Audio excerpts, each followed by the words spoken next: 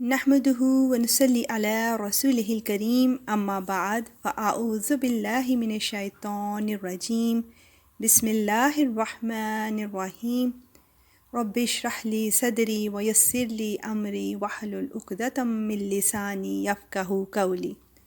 السلام علیکم every one. تو آج کا کویسچن ہے، حاسد سے انتقام نہ لیا جائے تو؟ اس کا آنسر ہمیں ملتا ہے سورہ بقرہ کی آیت 109 میں. تو بسم اللہ کرتے ہیں اس کی ٹرانسلیشن کے ساتھ. مسلمانوں، بہت سے اہل کتاب اپنے دلوں کے حسد کی بنا پر یہ چاہتے ہیں کہ تمہارے ایمان لانے کے بعد تمہیں پلٹا کر پھر کافر بنا دیں، باوجود یہ کہ حق ان پر واضح ہو چکا ہے. چنانچہ تم معاف کرو اور درگزر سے کام لو یہاں تک کہ اللہ خود اپنا فیصلہ بھیج دے. بے شک اللہ ہر چیز پر قادر ہے. بے شک یا رب العالمین. یہاں اللہ سبحانہ و تعالیٰ مسلمانوں کو کفار مکہ کے دل کی حالت سے آگاہ کرتے ہوئے سمجھا رہے ہیں کہ تم لوگ ان کے حسد کو دیکھ کر غصہ میں نہ آ جانا، اپنا توازن نہ کھو بیٹھنا، کیونکہ غصے میں انسان آپے سے باہر ہو جاتا ہے اور شیطان اس چیز کا پورا فائدہ اٹھاتا ہے. اور مزید فرمایا کہ ان سے بحثیں کرنے اور جھگڑنے میں اپنی قیمتی وقت اور اپنے وقار کو ضائع نہ کرو. سبحان اللہ، کتنی خوبصورت بات ہے. صبر کے ساتھ دیکھتے رہو کہ اللہ کیا کرتا ہے.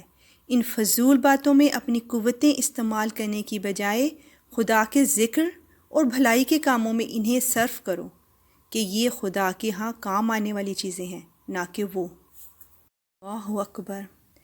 دراصل ان کی کتاب میں حضور صلی اللہ علیہ وآلہ وسلم کی تصدیق موجود تھی، اور یہ بہت اچھے سے حضور صلی اللہ علیہ وآلہ وسلم کی صفتیں جانتے تھے اور آپ صلی اللہ علیہ وآلہ وسلم کو اچھی طرح پہچانتے تھے. پھر یہ بھی دیکھ رہے تھے کہ قرآن ان کی کتاب کی تصدیق کر رہا ہے.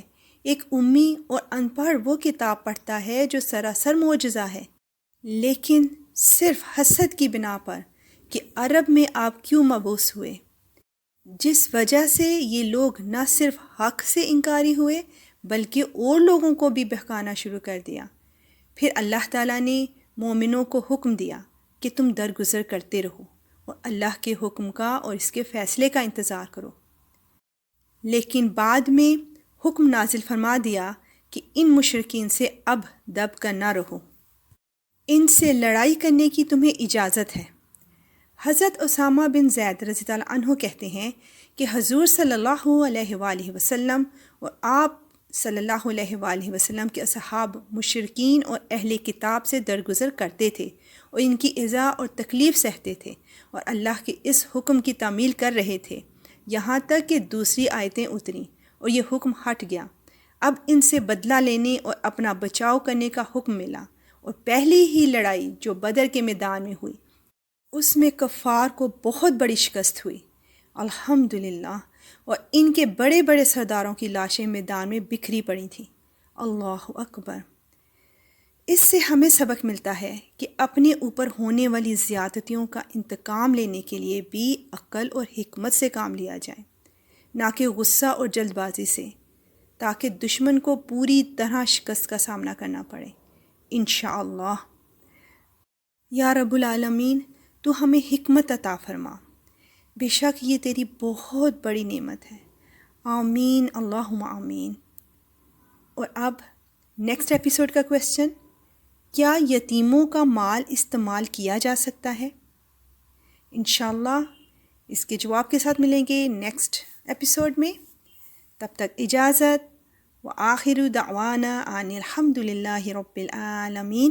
سبحانک اللہم وبحمدک اشہد ان لا الہ الا انت استغفرک واتوب الیک. السلام علیکم ورحمۃ اللہ وبرکاتہ.